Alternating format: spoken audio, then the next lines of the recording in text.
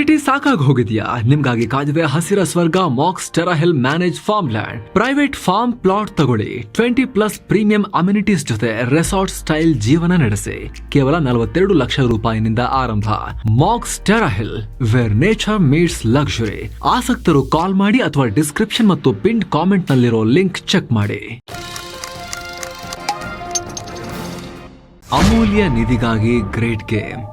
China ಕೋಟೆಗೆ Bharat America ಕನ್ನ. ಪೂರ್ವದ ಗಡಿಯಲ್ಲಿ ನಿಜಕ್ಕೂ ಆಗ್ತಿರೋದೇನು? ನಮಸ್ಕಾರ ಸ್ನೇಹಿತರೆ, ಸೀದಾ ಈ ಜಾಗ ನೋಡಿ. ನೋಡೋಕೆ ಚಿಕ್ಕದಾಗಿ ಸಾಮಾನ್ಯ ಭೂಮಿ ಅಂತ ಕಾಣೋ ಈ ಜಾಗ ಜಾಗತಿಕ ಶಕ್ತಿಗಳ ಕದನಕ್ಕೆ ಕಣ ಆಗಿದೆ. ಈಗ ಇಷ್ಟು ದಿನ ಭಾರತದ ಪಕ್ಕದಲ್ಲೇ ಇದ್ರೂ ಕೂಡ, ಭಾರತದ ಬಾಗಿಲಲ್ಲೇ ಇದ್ರೂ ಕೂಡ ನಮ್ಮ ಯಾವ ಸರ್ಕಾರಗಳೂ ಇದ್ರ ಬಗ್ಗೆ ತಲೆ ಕೆಡಿಸ್ಕೊಂಡಿರಲಿಲ್ಲ. ಆದರೆ ಚೀನಾದ ಆ ನಿರ್ಧಾರ ಒಂದು ಹೊರಬೀಳ್ತಿದ್ದ ಹಾಗೆ ಭಾರತ ಮಾತ್ರ ಅಲ್ಲ, ಅಮೆರಿಕ ಕೂಡ ಓಡೋಡಿ ಬಂದಿದೆ. ಈ ರಾಜ್ಯದ ಮೇಲೆ ಹಿಡಿತ ಸಾಧಿಸೋಕೆ ಒಂದು ಕಡೆ ಚೀನಾ ಕೆಲಸ ಮಾಡ್ತಿದ್ರೆ, ಇತ್ತ ಭಾರತ ಹಾಗೂ ಅಮೆರಿಕಗಳು ಕೂಡ ಓಡೋಕೆ ಶುರು ಮಾಡಿದ್ದಾರೆ.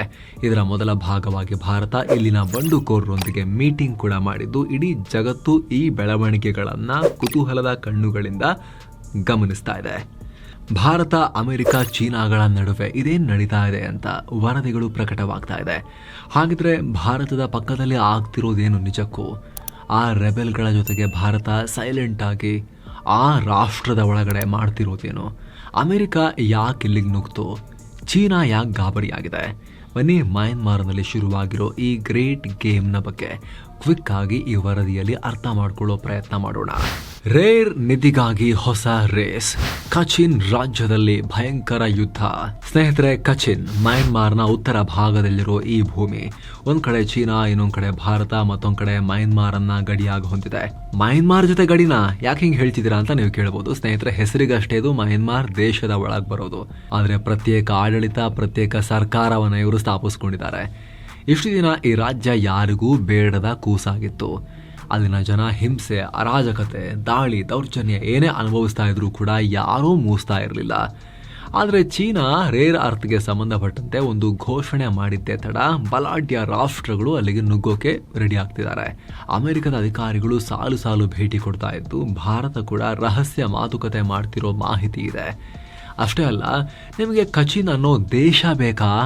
ದೇಶ ಕಟ್ಕೋತೀರಾ? ಕಟ್ಟಿ, ನಾವು ಸಪೋರ್ಟ್ ಮಾಡ್ತೀವಿ, ಅದ್ರ ಬಗ್ಗೆ ನಾವು ಬೆಂಬಲ ಕೊಡ್ತೀವಿ ಅಂತ ಅಮೆರಿಕದ ರಾಯಭಾರಿ ಭರವಸೆ ಕೊಟ್ಟು ಕೂಡ ಹೋಗಿದ್ದಾರೆ ಅನ್ನೋ ರಿಪೋರ್ಟ್ಸ್ ಇದೆ. ಇದೀಗ ತೀವ್ರ ಕೋಲಾಹಲಕ್ಕೆ ಕಾರಣ ಆಗ್ತಾ ಇದೆ. ಹಾಗಿದ್ರೆ ಇದಕ್ಕೆ ಕಾರಣ ಏನು? ಸ್ನೇಹಿತರೆ, ಮೊದಲನೇದಾಗಿ ರೇರ್ ಅರ್ತ್, ಎರಡನೇದು ಜಿಯೋ ಪಾಲಿಟಿಕ್ಸ್, ಮೂರನೇದಾಗಿ ಇಂಟರ್ನಲ್ ಸೆಕ್ಯೂರಿಟಿ. ಮೂರು ಮುಖ್ಯ ಕಾರಣಗಳು. ಒಂದೊಂದಾಗಿ ನಮಗೆ ಎಕ್ಸ್ಪ್ಲೇನ್ ಮಾಡ್ತೀವಿ. ಗಮನ ಕೊಟ್ಟು ನೋಡಿ ಸ್ನೇಹಿತರೆ. ಕೆಲ ವಾರಗಳ ಹಿಂದೆ ನೀವು ಟ್ರಂಪ್ ಮತ್ತು ಚೀನಾ ನಡುವೆ ಆದ ಇನ್ಸಿಡೆಂಟ್ನ ಗಮನಿಸಿರಬಹುದು. ಜಗತ್ತಿನ ಮೇಲೆ ಮನಸೋ ಇಚ್ಛೆ ಟ್ಯಾರಿಫ್ ಹೇರಿದ್ದ ಟ್ರಂಪ್ ಚೀನಾ ಮೇಲೂ ಆರಂಭದಲ್ಲಿ 245% ಟ್ಯಾರಿಫ್ ಹೇರಿದ್ರು. ಇನ್ನೇನು ಚೀನಾದ ರಫ್ತೆಲ್ಲ ನಾಶ ಆಗಿ ಹೋಗುತ್ತೆ ಅಂತ ಎಲ್ಲರೂ ಅಂದ್ಕೊಂಡಿದ್ರು, ಟ್ರಂಪ್ ಸೇರಿದಂತೆ. ಆದರೆ ಈ ಟ್ಯಾರಿಫ್ ಹೇರಿದ ಕೆಲವೇ ದಿನಗಳಲ್ಲಿ ಇದ್ದಕ್ಕಿದ್ದಂತೆ ಅಮೆರಿಕ ಮೆತ್ತಗಾಯಿತು. ಭಾರತ, ಬ್ರೆಜಿಲ್ನಂತಹ ಫ್ರೆಂಡ್ಲಿ ಕಂಟ್ರೀಸ್ ಮೇಲೆ ಟ್ರಂಪ್ ಎರ್ರಾಬಿರಿ ಟ್ಯಾರಿಫ್ ಹಾಕಿ ದುರಹಂಕಾರ ಮಾಡ್ತಾ ಇದ್ರೆ, ಚೀನಾಗೆ ಹೇರಿದ ಟ್ಯಾರಿಫನ್ನು ಬರೀ 30%ಗೆ ಡೌನ್ ಮಾಡಿದ್ದಾರೆ. ಅರೆ, ಏಕಾಏಕಿ ಎಲ್ಲೋ ಹೋಯ್ತು ಟ್ರಂಪ್ದು ಪೌರುಷ? ಚೀನಾಗೆ ಯಾಕೆ ಕಮ್ಮಿ? ಅಷ್ಟು ದೊಡ್ಡ ಶತ್ರು ಆದರೂ ಕೂಡ, ಚಾಲೆಂಜರ್ ಆದರೂ ಕೂಡ ಅಂತ ಜಗತ್ತು ಯೋಚನೆ ಮಾಡಿಕೊಳ್ಳೋ ಹೊತ್ತಿಗೆ ಅದಕ್ಕೆ ಉತ್ತರ ಸಿಕ್ತು. ನೀವು ಟ್ಯಾರಿಫ್ ಅಂತ ತುಂಟಾಟ ಮಾಡಿದ್ರೆ ನಾವು ರೇರ್ ಅರ್ಥನ ಬಂದ್ ಮಾಡಿಬಿಡ್ತೀವಿ ಅಂತ ಚೀನಾ ಧಮಕಿ ಹಾಕಿತ್ತು. ಸೊ ಆ ಇನ್ಸಿಡೆಂಟ್ ರೇರ್ ಅರ್ತ್ ಮಹತ್ವವನ್ನು ಜಗತ್ತಿಗೆ ಮತ್ತೊಮ್ಮೆ ಸಾರಿತ್ತು. ರೇರ್ ಅರ್ತ್ ಇಟ್ಕೊಂಡು ಚೀನಾ ಎಲ್ಲರನ್ನ ಬ್ಲ್ಯಾಕ್ ಮೇಲ್ ಮಾಡ್ತಿದೆ ಅಂತ ಅಮೆರಿಕ, ಭಾರತ ಎಲ್ಲರೂ ಅರ್ಥ ಮಾಡಿಕೊಂಡ್ರು.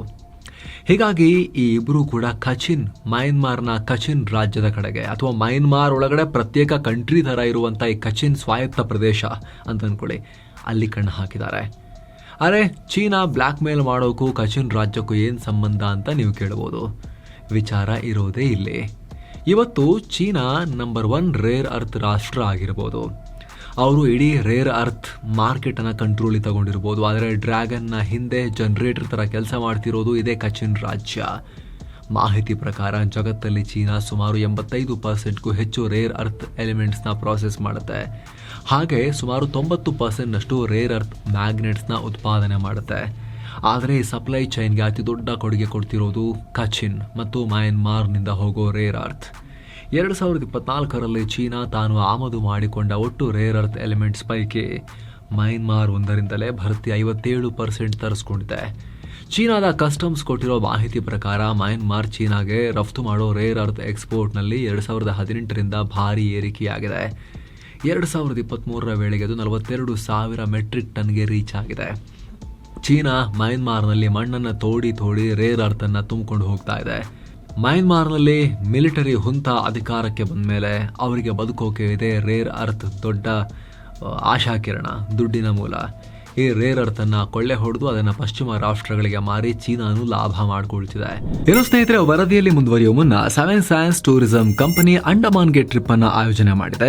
ಆಫರ್ ಪ್ರೈಸ್ ಕೇವಲ 51,700 ರೂಪಾಯಿ ಮಾತ್ರ. ಅಂಡಮಾನ್ 4 ನೈಟ್ 5 ಡೇಸ್ ಟ್ರಿಪ್ ಇದು. ಈ ಪ್ಯಾಕೇಜ್ ನಲ್ಲಿ ಫ್ಲೈಟ್ ಟಿಕೆಟ್ಸ್, 3 ಸ್ಟಾರ್ ಹೋಟೆಲ್ ನಲ್ಲಿ stay, all meals, Cellular Jail, light and sound show, Havelock island tour, Baratang island tour, limestone cave, elephant beach tour, AC transport ವ್ಯವಸ್ಥೆ, private ferry tickets, 24/7 Kannada tour manager ಸೌಲಭ್ಯ ಎಲ್ಲ ಇರುತ್ತೆ. ಹೊರಡೋ ದಿನ 10 November 2025. ಕೆಲವೇ ಸೀಟುಗಳು ಲಭ್ಯ. ಆಸಕ್ತರು ಈ ನಂಬರ್ಗೆ ಕಾಲ್ ಮಾಡಿ ನಿಮ್ಮ ಸೀಟನ್ನ ಕೂಡ ಬುಕ್ ಮಾಡಿ. ಬನ್ನಿ ಈಗ ವರದಿಯಲ್ಲಿ ಮುಂದುವರಿಯೋಣ. ಹಾಗಂತ ಅಮೆರಿಕ ಗೊತ್ತಿಲ್ಲ ಅಂತಲ್ಲ, ಅವ್ರಿಗೂ ಚೆನ್ನಾಗಿ ಗೊತ್ತು. ಆದ್ರೆ ಆ ಸಪ್ಲೈ ಚೈನ್ಗೆ ಹೊಡೆತ ಕೊಡೋಕೆ ಹೋದ್ರೆ ಪರಿಣಾಮ ಅಮೆರಿಕಗೂ ಆಗುತ್ತಲ್ಲ, ಹಾಗಾಗಿ ತೆಪ್ಪಗಿದ್ರು ಇಷ್ಟ ದಿನ. ಆದ್ರೆ ಈಗ ಇದು ಅಮೆರಿಕ ವಿರುದ್ಧವೇ ಶಸ್ತ್ರವಾಗಿ ಬಳಕೆ ಆಗಬಹುದು ಅನ್ನೋದು ಅಮೆರಿಕಗೆ ಚೀನಾ ಬೆದರಿಕೆಯಿಂದ ಅರ್ಥ ಆಗಿದೆ. ಹಾಗಾಗಿ ಅಮೆರಿಕನು ಓಡೋಡು ಬಂದಿದೆ. ಅಮೆರಿಕ ರಾಯಭಾರಿ ಸೂಸನ್ ಸ್ಟೀವನ್ಸನ್ ಈ ಕಚಿನ್ ಪ್ರದೇಶಕ್ಕೆ ಭೇಟಿ ಕೊಟ್ಟಿದ್ದು, ಅಲ್ಲಿ ಕಚಿನ್ ರಾಜ್ಯದಿಂದ ರೇರ್ ಅರ್ತ್ ಕೊಳ್ಳೆ ಹೊಡೆಯೋಕೆ ಮಾತುಕತೆಯಾಗಿದೆ. ಅಲ್ಲದೆ ಕಚಿನ್ ಪ್ರತ್ಯೇಕ ರಾಷ್ಟ್ರ ಆಗಬೇಕಾ, ಬೇಕಾದ್ರೆ ಕೇಳಿ ನಾವು ಮಾಡ್ಕೊಡ್ತೀವಿ ಅಂತ ಹೇಳಿ ಅಮೆರಿಕದವರು ಅಲ್ಲಿ ಭರವಸೆ ಕೊಟ್ಟು ಬಂದಿದ್ದಾರೆ ಅಂತ ಸ್ಥಳೀಯ ಮಾಧ್ಯಮಗಳು ರಿಪೋರ್ಟ್ ಮಾಡಿವೆ. ಅಷ್ಟೇ ಅಲ್ಲ, ಈಗ ಆಲ್ರೆಡಿ ರಖೈನೆ ರಾಜ್ಯದಲ್ಲಿ ಅರಕನ್ ಆರ್ಮಿಗೆ ಅಮೆರಿಕ ಬೆಂಬಲ ಕೊಟ್ಟಿದ್ದು, ಇಡೀ ದೇಶವನ್ನ ಮಯನ್ಮಾರನ್ನ ಪೀಸ್ ಮಾಡೋಕೆ ಪ್ಲಾನ್ ಹಾಕಿದೆ. ಅಮೆರಿಕಾಗೆ ಭಾರತ ಮತ್ತು ಚೀನಾ ಎರಡನ್ನೂ ಕಟ್ಟ ಹಾಕೋಕೆ ಒಳ್ಳೆ ಪ್ಲೇಸ್ ಆಗುತ್ತಿದ್ದು ಮುಂದೆ ಫ್ಯೂಚರ್ ನಲ್ಲಿ ಅನ್ನೋ ಲೆಕ್ಕಾಚಾರ ಇದೆ. ಹೀಗಾಗಿನೇ ಈಗ ಭಾರತ ಕೂಡ ತನ್ನ ದಾಳವನ್ನ ಉರುಳಿಸ್ಬಿಟ್ಟಿದೆ. ಭಾರತ ಮಾಡ್ತಿರೋದೇನು ಸ್ನೇಹಿತರೆ, ರೇರ್ ಅರ್ತ್ ರೇಸ್ ಶುರುವಾಗಿ ಅಮೆರಿಕ ಈ ಭಾಗದಲ್ಲಿ ಆಟ ಶುರು ಮಾಡ್ತಿದ್ದ ಹಾಗೆ ಭಾರತ ಕಚಿನ್ ರಾಜ್ಯದ ಬಂಡುಕೋರರೊಂದಿಗೆ ಸೀಕ್ರೆಟ್ ಆಗಿ ಮಾತುಕತೆ ಮಾಡ್ತಿದೆ. ಹೀಗಂತ ಖುದ್ದು ಚೀನಾದ ಸೌತ್ ಚೈನಾ ಮಾರ್ನಿಂಗ್ ಪೋಸ್ಟ್ ವರದಿ ಮಾಡಿದೆ. ಕಳೆದ ಕೆಲ ತಿಂಗಳುಗಳಿಂದ ಭಾರತ ಇದರಲ್ಲಿ ತುಂಬಾ ಆಸಕ್ತಿ ತೋರಿಸ್ತಾ ಇದ್ದು, ಅವರು ಅಮೆರಿಕಗಿಂತ ಅಗ್ರೆಸಿವ್ ಆಗಿದ್ದಾರೆ ಅಂತ ಆ ವರದಿ ಹೇಳಿದೆ. ಅಂದಹಾಗೆ ಸ್ನೇಹಿತರೆ, ಈ ಕಚಿನ್ ರಾಜ್ಯವನ್ನ ಕಚಿನ್ ಇಂಡಿಪೆಂಡೆನ್ಸ್ ಆರ್ಮಿ KIA ಅನ್ನೋ ಗುಂಪು ಕಂಟ್ರೋಲ್ ಮಾಡ್ತಾ ಇದೆ. ಹಾಗೆ ನೋಡಿದ್ರೆ 1961ರಿಂದಲೇ ಇವರು ಹೋರಾಡ್ತಿದ್ದಾರೆ. ಆದ್ರೆ ಹೆಚ್ಚು ಶಕ್ತಿ ಇರಲಿಲ್ಲ. ಆದ್ರೆ ಯಾವಾಗ 2021ರಲ್ಲಿ ಮಯನ್ಮಾರ್ನಲ್ಲಿ ಸೇನಾ ಆಡಳಿತ ಬಂತೋ ಇವರಿಗೆ ಆನೆ ಬಲ ಬಂದ್ಬಿಟ್ಟಿದೆ. ಚೀನಾ ಬೆಂಬಲಿತ ಹುಂತಾ ಸೇನೆ ವಿರುದ್ಧ ಇವರು ನಿರಂತರವಾಗಿ ಫೈಟ್ ಮಾಡ್ತಾ ಇತ್ತು. ಮಯನ್ಮಾರ್ ಸೇನೆಯನ್ನ ಕಾಲಿಡೋಕು ಬಿಡ್ತಾ ಇಲ್ಲ ಈ ಸ್ಟೇಟ್ ಒಳಗಡೆ. ಹಾಗಂತ ಇವರು ಚೀನಾಗೆ ರೇರ್ ಅರ್ತ್ ಕೊಡ್ತಾ ಇಲ್ಲ ಅಂತಲ್ಲ. ಎಷ್ಟೇ ವಿವಾದ ಇದ್ರೂ ಕೂಡ ಚೀನಾಗೆ ಲೋಡ್ ಮಣ್ಣು ತುಂಬಿ ಕಳಿಸಿ ದುಡ್ಡು ಮಾಡ್ತಿದ್ದಾರೆ. ಇವ್ರಿಗೂ ದುಡ್ಡು ಬೇಕಲ್ಲ, ಏನು ಚೀನಾಗೂ ಇವರ ರೇರ್ ಅರ್ತ್ ಬೇಕು. ಹೀಗಾಗಿ ಇಬ್ಬರ ನಡುವೆ ವ್ಯಾಪಾರ ನಡೀತಾ ಇತ್ತು. ಆದರೆ ಈಗ ಅಲ್ಲಿಗೆ ಭಾರತ ಪ್ರವೇಶ ಮಾಡಿದೆ. ಒಂದ್ ಕಡೆ ಅಮೆರಿಕ ಅಲ್ಲಿನ ಸ್ಥಳೀಯರೊಂದಿಗೆ ಮೀಟಿಂಗ್ ಮಾಡ್ತಿದ್ರೆ, ಭಾರತ KIAಯನ್ನೇ ಕಾಂಟ್ಯಾಕ್ಟ್ ಮಾಡಿದೆ. ಕಚಿನ್ ರಾಜ್ಯದಿಂದ ಮಣ್ಣಿನ ಮಾದರಿಯನ್ನ ಸಂಗ್ರಹಿಸೋಕೆ, ಅಲ್ಲಿ ರೇರ್ ಅರ್ತ್ ಅನ್ವೇಷಣೆ ಮಾಡೋಕೆ ಭಾರತದ ಗಣಿ ಸಚಿವಾಲಯ ಆರಂಭಿಕ ಹೆಜ್ಜೆ ಇಟ್ಟಿದೆ ಅಂತ ರಾಯ್ಟರ್ಸ್ ರಿಪೋರ್ಟ್ ಮಾಡಿದೆ. ಸರ್ಕಾರಿ ಒಡೆತನದ ಇಂಡಿಯನ್ ರೇರ್ ಅರ್ತ್ಸ್ ಕಂಪನಿಯನ್ನ ಮತ್ತು ಖಾಸಗಿ company Midwest Advanced Materials ಅನ್ನ ಇದರ ಬಗ್ಗೆ ಚೆಕ್ ಮಾಡಿ ಅಂತ ಕೇಳಿದೆ. ಅಲ್ಲದೆ ಕಳೆದ ಜುಲೈ ತಿಂಗಳಲ್ಲೇ ಒಂದ್ ರೌಂಡ್ ಮಾತುಕತೆ ಕೂಡ ಆಗಿದೆ ಅಂತ ಅಮೆರಿಕನ್ ಮಾಧ್ಯಮಗಳೇ ರಿಪೋರ್ಟ್ ಮಾಡಿವೆ. ಜೊತೆಗೆ 2ನೇ ಮಹಾಯುದ್ಧ ಟೈಮ್ನಲ್ಲಿ ಅಮೆರಿಕ ಈ ಭಾಗದಲ್ಲಿ ಜಪಾನ್ ವಿರುದ್ಧ ಚೀನಾಗೆ ಸಹಾಯ ಮಾಡೋಕೆಂದು ರೋಡ್ ಹಾಕೊಟ್ಟಿತ್ತು. ಅದು ನೇರವಾಗಿ ಅಸ್ಸಾಂಗೆ ಕನೆಕ್ಟ್ ಆಗುತ್ತೆ. ಸೊ ಆ ರಸ್ತೆಯನ್ನ ಪುನರ್ ನವೀಕರಣ ಮಾಡೋಕೆ, ನಿರ್ಮಾಣ ಮಾಡೋಕೆ ಭಾರತ ಕೇಳಿದೆ ಅನ್ನೋ ಮಾಹಿತಿ ಕೂಡ ಇದೆ. ಅಂದಹಾಗೆ ಸ್ನೇಹಿತರೆ, ಇಲ್ಲಿ ಭಾರತ ಈ ಪರಿ ಆಸಕ್ತಿ ತೋರಿಸೋಕೆ ಕಾರಣ ಇದೆ. ಈ ಕಚಿನ್ನಲ್ಲಿ ಡಿಸ್ಪ್ರೋಸಿಯಂ ಮತ್ತು ಟರ್ಬಿಯಂ ಈ ರೇರ್ ಅರ್ತ್ ಎಲಿಮೆಂಟ್ಸ್ ದೊಡ್ಡ ಪ್ರಮಾಣದಲ್ಲಿದೆ. ಇವೆರಡಕ್ಕೂ ಜಗತ್ತಲ್ಲಿ ಭಾರಿ ಬೇಡಿಕೆ ಇದೆ. ಇದರಲ್ಲಿ ಡಿಸ್ಪ್ರೋಸಿಯಂ ಹೊಸ ಮತ್ತು ಹೈ ಪರ್ಫಾರ್ಮೆನ್ಸ್ ಮೋಟಾರ್ಗಳಿಗೆ ಆತ್ಮ ಇದ್ದ ಹಾಗೆ. ಈ ಡಿಸ್ಪ್ರೋಸಿಯಂ ಹೈ ಮ್ಯಾಗ್ನೆಟಿಕ್ ಮೂವ್ಮೆಂಟ್ ಮತ್ತು ಹೆಚ್ಚಿನ ಟೆಂಪರೇಚರ್ನಲ್ಲೂ ಕೂಡ ತನ್ನ ಮ್ಯಾಗ್ನೆಟಿಕ್ ಪ್ರಾಪರ್ಟಿಯನ್ನ ಹಾಗೆ ಉಳಿಸ್ಕೊಳ್ಳುತ್ತೆ. ಇದೇ ಕಾರಣಕ್ಕೆ ಎಲೆಕ್ಟ್ರಿಕ್ ವೆಹಿಕಲ್ಸ್ ಅಲ್ಲಿ, ವಿಂಡ್ ಟರ್ಬೈನ್ಗಳ ಮೋಟಾರ್ಸ್ ಅಲ್ಲಿ, ಇನ್ನಿತರ ಯಂತ್ರಗಳಲ್ಲಿ ಬಳಸ್ತಾರೆ. ಹಾಗೆ ಡೇಟಾ ಸ್ಟೋರೇಜ್ ಡಿವೈಸ್ ಗಳಲ್ಲೂ ಕೂಡ ಇದನ್ನ ಬಳಕೆ ಮಾಡಿಕೊಳ್ಳಲಾಗ್ತಿದೆ. ಈ ಡಿಸ್ಪ್ರೋಸಿಯಂಗೆ ನ್ಯೂಟ್ರಾನ್ ಅಬ್ಸಾರ್ಬ್ ಮಾಡ್ಕೊಳ್ಳೋ ಗುಣ ಇದೆ. High intensity discharge HID lamps ಮತ್ತು ಲೇಸರ್ ನಲ್ಲೂ ಕೂಡ ಇದನ್ನ ಯೂಸ್ ಮಾಡಲಾಗುತ್ತೆ. ಇನ್ನು ಟರ್ಬಿಯಂನ LED ಡಿಸ್ಪ್ಲೇ ನಂತ ಎಲೆಕ್ಟ್ರಾನಿಕ್ ಉಪಕರಣದಲ್ಲಿ ಬಳಕೆ ಮಾಡಿಕೊಳ್ಳಲಾಗುತ್ತೆ. ಇದನ್ನ ಮ್ಯಾಗ್ನೆಟೋಸ್ಟ್ರಿಕ್ಟಿವ್ ಅಲಾಯ್ಸ್ ನಲ್ಲಿ ಯೂಸ್ ಮಾಡ್ತಾರೆ. ಯಾಕಂದ್ರೆ ಇದರ ಮೇಲೆ ಮ್ಯಾಗ್ನೆಟಿಕ್ ಫೀಲ್ಡ್ ಬಿದ್ದಾಗ ಇದು ತನ್ನ ಶೇಪ್ ಅನ್ನ ಚೇಂಜ್ ಮಾಡ್ಕೊಳ್ಳುತ್ತೆ.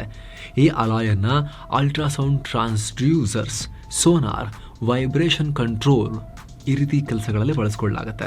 ಹಾಗೆ ವಿವಿಧ ಬಗೆಯ ಎಲೆಕ್ಟ್ರಾನಿಕ್ಸ್ ಕಾಂಪೊನೆಂಟ್ಸ್ ಮತ್ತು ಸೆನ್ಸಾರ್ಗಳಲ್ಲೂ ಕೂಡ ಯೂಸ್ ಮಾಡ್ತಾರೆ. ಹೀಗಾಗಿ ಭಾರತ ಹೇಗಾದ್ರೂ ಮಾಡಿದ್ರ ಮೇಲೆ ಪ್ರಾಬಲ್ಯ ಸಾಧಿಸಬೇಕು ಅಥವಾ ಒಂದು ಪಾಲ್ ತಾನು ಪಡಿಬೇಕು ಅಂತ ಪ್ರಯತ್ನ ಪಡ್ತಿದೆ. ಫ್ಯೂಚರ್ ನಲ್ಲಿ ಚೀನಾ ಮೇಲಿನ ಅವಲಂಬನೆಯಿಂದ ಹೊರ ಬರಬೇಕು ಅಂದ್ರೆ, ಉತ್ಪಾದನೆ ಹೆಚ್ಚಾಗಬೇಕು ಅಂದ್ರೆ ಇಂಥ ರೇರ್ ಅರ್ತ್ ಪೂರೈಕೆಯ ಕಣಜ ಅಲ್ಲಿ ಒಂಚೂರು ತಮ್ಮದು ಜಾಗ ಅನ್ನೋದಿರಬೇಕು ಅಥವಾ ತಮ್ಮ ಬೇರು ಅಲ್ಲಿರಬೇಕು ಅಂತ ಭಾರತ ಹೆಜ್ಜೆ ಇಡೋಕೆ ಶುರು ಮಾಡಿದೆ. ಹಾಗೆ ನೋಡಿದ್ರೆ ಭಾರತಕ್ಕೆ ಇದರ ಪೊಟೆನ್ಷಿಯಲ್ ಕೂಡ ಇದೆ. ಭಾರತ ಜಗತ್ತಿನ 8% ನಷ್ಟು ರೇರ್ ಅರ್ತ್ ಎಲಿಮೆಂಟ್ಸ್ ರಿಸರ್ವ್ಸ್ ಅನ್ನ ಹೊಂದಿದೆ. ಜೊತೆಗೆ ಜಗತ್ತಲ್ಲಿ ರೇರ್ ಅರ್ತ್ ಕ್ಷೇತ್ರದಲ್ಲಿ ಚೀನಾದ ಡಾಮಿನೆನ್ಸ್ ಕುಸಿಬಹುದು ಅನ್ನೋ ನಿರೀಕ್ಷೆ ಇದೆ. ಚೀನಾ ಸದ್ಯ ಇವುಗಳ ಮೈನಿಂಗ್ ಮತ್ತು ಪ್ರಾಸೆಸಿಂಗ್ ಎರಡರಲ್ಲೂ ಕಿಂಗ್ ಆಗಿ ಮೆರೀತಾ ಇದೆ. ಜಗತ್ತಲ್ಲಿ 69% ಮೈನಿಂಗ್ ಮಾಡ್ತಾ ಇದೆ. ಆದ್ರೆ ಜಗತ್ತಿನ ರಾಷ್ಟ್ರಗಳು ಚೀನಾ ಮೇಲೆ ಅಷ್ಟೊಂದು ನಂಬಿಕೆ ಇಡೋಕೆ ಭಯ ಪಡ್ತಿದ್ದಾರೆ ಅವರ ಈ ಬೆದರಿಕೆ ನೋಡಿದ್ಮೇಲೆ. ಸೊ ಅದು ಬಿಟ್ರೆ ಯಾರ ಕೈಯಲ್ಲಿ ಸಾಧ್ಯ ದೊಡ್ಡ ಸ್ಕೇಲ್ ನಲ್ಲಿ ಮ್ಯಾನುಫ್ಯಾಕ್ಚರ್ ಮಾಡೋಕೆ? ಭಾರತದಂತ ರಾಷ್ಟ್ರದಲ್ಲಿ ಮಾತ್ರ ಸಾಧ್ಯ. ಹಾಗಾಗಿ 2030 ವೇಳೆಗೆ 51% ಡೌನ್ ಆಗಬಹುದು. ಭಾರತದಂತ ರಾಷ್ಟ್ರಗಳ ಪಾಲು ಹೆಚ್ಚಾಗಬಹುದು. ಏನೋ ಪ್ರಾಸೆಸಿಂಗ್ ವಿಚಾರದಲ್ಲೂ ಅಷ್ಟೇ ರೈಟ್ ನಾವು 90% ಈಗ ರೇರ್ ಅರ್ತ್ ಮಿನರಲ್ಸ್ ನ ಚೀನಾ ಪ್ರೊಸೆಸ್ ಮಾಡ್ತಿದೆ. 2030 ವೇಳೆಗೆ ಅದು ಡೌನ್ ಆಗಿ 76% ಕುಸಿದು ಭಾರತ ಇನ್ನಿತರ ರಾಷ್ಟ್ರಗಳ ಪಾಲು ಜಾಸ್ತಿ ಆಗಬಹುದು ಅನ್ನೋ ನಿರೀಕ್ಷೆ ಇದೆ. ಸೊ ಭಾರತದಲ್ಲಿ 8% ನಿಕ್ಷೇಪ ಇದ್ರೂ ಕೂಡ ರೇರ್ ಅರ್ತ್ ಮೈನಿಂಗ್ ನಲ್ಲಿ ನಾವು ಕೇವಲ 1% ಕಮ್ಮಿ ಕಾಂಟ್ರಿಬ್ಯೂಟ್ ಮಾಡ್ತಿದ್ದೇವೆ. ಒಳ್ಳೆ ಸ್ಕೋಪ್ ಇದೆ, ಖನಿಜ ಕೂಡ ಇದೆ. ಇದೇ ಕಾರಣಕ್ಕೆ ಸರ್ಕಾರ 2025 ಇದೇ ವರ್ಷ ನ್ಯಾಷನಲ್ ಕ್ರಿಟಿಕಲ್ ಮಿನರಲ್ ಮಿಷನ್ ನ ಲಾಂಚ್ ಮಾಡಿದೆ. ಜೊತೆಗೆ ಭಾರತ 2023 ಲೆಕ್ಕದ ಪ್ರಕಾರ ಇಲ್ಲಿವರೆಗೂ 130 ರೇರ್ ಅರ್ತ್ ಡಿಪಾಸಿಟ್ಸ್ ಸೈಟ್ಸ್ ಅನ್ನ ಐಡೆಂಟಿಫೈ ಮಾಡಿದೆ. ಇದರಲ್ಲಿ ಹೆಚ್ಚಿನವು ಕರಾವಳಿ ರಾಜ್ಯಗಳಾದ ತಮಿಳುನಾಡು, ಕೇರಳ, ಆಂಧ್ರ ಪ್ರದೇಶ ಮತ್ತು ಒಡಿಶಾದಲ್ಲಿವೆ. ಸೊ ಉತ್ಪಾದನೆ ಮತ್ತು ಅದರ ಪ್ರೊಸೆಸಿಂಗ್ ನಲ್ಲಿ ಭಾರತ ಅಭಿವೃದ್ಧಿ ಸಾಧಿಸಬೇಕಾದ್ರೆ ಈ ಎಲ್ಲ ಹೆಜ್ಜೆಗಳು ನಿರ್ಣಾಯಕ. ಇನ್ನು ಈ ಹೆಜ್ಜೆಯ ಹಿಂದೆ ಭಾರತ ಭದ್ರತೆ ಮತ್ತು ಜಿಯೋ ಪಾಲಿಟಿಕ್ಸ್ ನ ಕಾರಣವನ್ನ ಕೂಡ ಇಟ್ಕೊಂಡಿದೆ. ಅಮೆರಿಕ ಮತ್ತು ಚೀನಾಗಳ ಜೊತೆಗೆ ನಾವು 3ನೇ ಶಕ್ತಿಯಾಗಿ ಉದಯ ಆಗಬೇಕು ಅಂದ್ರೆ ಇದರಲ್ಲೂ ಕೂಡ ನಾವು ನಗಣ್ಯ ತರ ಇದ್ರೆ ಆಗಲ್ಲ. ಹಾಗೆ ಈ ಕಚಿನ್ ನಮ್ಮ ಈಶಾನ್ಯ ರಾಜ್ಯಗಳಿಗೆ ಅತ್ಯಂತ ಹತ್ತಿರದಲ್ಲಿ ಭೂಗಡಿಯನ್ನ ಶೇರ್ ಮಾಡ್ತಾರೆ. ಸೊ ಅಲ್ಲಿ ಅಮೆರಿಕ ಮತ್ತು ಚೀನಾಗಳು ಬಂದು ಕೂತ್ರೆ ಭಾರತದ ಭದ್ರತೆಗೂ ಖಂಡಿತ ಒಳ್ಳೆಯದಲ್ಲ. ಸೊ ರಖೈನ್ ರಾಜ್ಯದಲ್ಲಿ ಅಮೆರಿಕ ಈಗ ಆಲ್ರೆಡಿ ಅರಕನ್ ಆರ್ಮಿಯನ್ನ ಬುಟ್ಟಿಗೆ ಹಾಕೊಂಡಿದೆ. ಅಲ್ಲಿ ಪ್ರತ್ಯೇಕ ದೇಶ ಎದ್ರೆ ನಾಳೆ ಭಾರತಕ್ಕೆ ಈ ಭಾಗದಲ್ಲಿ ಇನ್ನೊಬ್ಬ ಮಿತ್ರ ಬೇಕು. ಮಯನ್ಮಾರ್ ಮಿಲಿಟರಿನ ನಂಬ್ಕೊಂಡ್ಕೊರಕ್ಕಾಗಲ್ಲ, ಅವ್ರ ಕೈಯಿಂದ ದೇಶದ ಕೈ ತಪ್ಪಿ ಹೋಗ್ತಾ ಇದೆ. ಇಂಡಿಪೆಂಡೆಂಟ್ ಪವರ್ ಸೆಂಟರ್ಗಳು ಹುಡ್ಕೊಳ್ತಿದ್ದಾರೆ. ಆ ಹುಡ್ಕೊಳ್ತಿರೋ ಹೊಸ ಪವರ್ ಸೆಂಟರ್ಗಳೊಂದಿಗೆ ಸಂಬಂಧ ಇಟ್ಕೊಳ್ಳೋದು ಕೂಡ ಮುಖ್ಯ ಆಗತ್ತೆ. ಎಲ್ಲ ಕಾರಣಗಳಿಂದಲೂ ಕೂಡ ಈ ಕಚಿನ್ ಖಜಾನೆಗೆ ಚೈನಾ, ಭಾರತ, ಅಮೆರಿಕ ಎಲ್ಲರೂ ಕೂಡ ಕೈ ಹಾಕ್ತಿರುವಂತ ಈ ಸಂದರ್ಭದಲ್ಲಿ ಈ ಮಾಹಿತಿಯನ್ನು ತಿಳ್ಕೊಳ್ಳೋದು ತುಂಬಾ ಮುಖ್ಯ ನಮಗೂ ಕೂಡ. ಇದಕ್ಕೆ ಸಂಬಂಧಪಟ್ಟಂತೆ ನಿಮಗೆ ಏನನ್ಸುತ್ತೆ ಕಾಮೆಂಟ್ ಮಾಡಿ ತಿಳಿಸಿ. ಇಂತಹ ಜಿಯೋ ಪಾಲಿಟಿಕ್ಸ್ ಮತ್ತು ಸ್ಟ್ರಾಟಜಿಕ್ ವಿಚಾರಗಳ ಬಗ್ಗೆ ಆಸಕ್ತಿ ಇರೋರಿಗೆ ಇದನ್ನ ಶೇರ್ ಮಾಡಿ ಅಂತ ಕೂಡ ನಿಮ್ಮಲ್ಲಿ ನಾವು ಕೇಳ್ಕೊಳ್ತೀವಿ. ರಿಕ್ವೆಸ್ಟ್. ಹಾಗೆ ಸಬ್ಸ್ಕ್ರೈಬ್ ಮಾಡಲಿಲ್ಲ ಅಂದ್ರೆ ದಯವಿಟ್ಟು ಸಬ್ಸ್ಕ್ರೈಬ್ ಕೂಡ ಮಾಡಿ ಸ್ನೇಹಿತರೆ. ಇದರಿಂದ ನಮಗೆ ಇಂತಹ ಮತ್ತಷ್ಟು ಜ್ಞಾನಯುತ ಮಾಹಿತಿಯನ್ನು ತರೋಕೆ ನಿಮ್ಮ ಎನ್ಕರೇಜ್ಮೆಂಟ್ ಸಿಕ್ಕಂತಾಗುತ್ತೆ. Thank you so much. ಮತ್ತೆ ಭೇಟಿ ಆಗ್ತಿರೋಣ. ನಮಸ್ತೆ.